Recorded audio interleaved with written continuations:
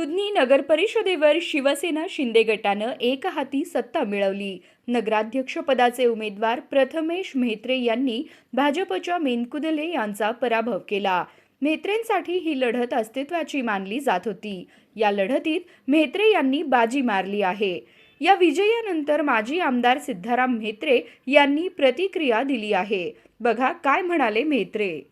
आमच्या दुधनी सर्व माता भगिनी बंधूंनी मतदार बंधू भगिनींनी पूर्ण संपूर्ण पॅनल निवडून देऊन त्याची दुरुस्ती केलेली आहे। त्याबद्दल त्यांचे किती आभार मानावे ते आभार मानायला माझ्याकडे शब्द नाही।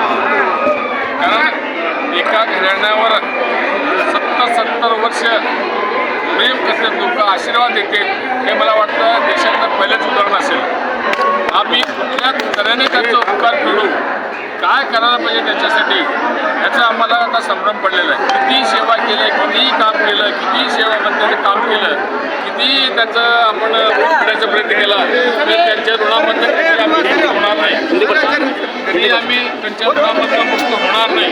म्हणून हे जे त्यांनी प्रेम दाखवलं, आशीर्वाद दिले म्हेत्रे घराण्यावर, त्यांचा या आशीर्वादाला त्यांच्या विश्वासाला आम्ही कुठेही धडा जाऊ देणार नाही।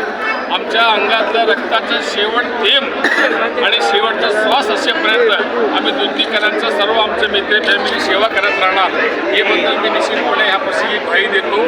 शिवसेना नवीन पक्ष असताना सुद्धा आम्हाला वाटलं होतं नवीन चिन्ह आहे, पण लोकांना एवढं समजून आहेत आणि सगळ्यांनी विचार केला की बाबा या 5 वर्षामध्ये मागा काय झालं आणि 3 वर्षाच्या प्रशासकीय काळात काय झालं, मोठे म्हेत्रेसाहेब असताना गावची परिस्थिती काय होती, गावात सर्व धर्मामध्ये कसा सलाका होता, हे सगळ्या लोकांना वीट आला होते ह्या लोकांना। म्हणून त्यांनी एवढं चिडून म्हणजे उत्स्फूर्तपणे मतदान केलं।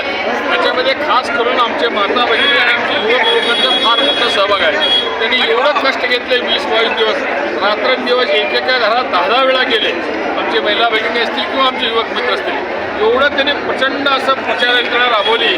खरोखरच त्यांचे आभार पण मी भरपूर मानतो आणि सर्व कार्यकर्ते आमची नेते मंडळी या सर्वांनी आम्हाला बरोबर मार्गदर्शन केलं, सहकार्य केलं। त्या सर्वांचं जे ज्ञान तज्ञ जे कोणी लोक असतील त्या सर्व लोकांचा मी मनापासून मित्र परिवाराच्या वतीने मी आभार मानतो आणि असंच प्रेम सहकार्य आशीर्वाद कायम आमच्या मित्र गणावर ठेवावं असं मी त्यांना नम्र विनंती करतो, आवाहन करतो।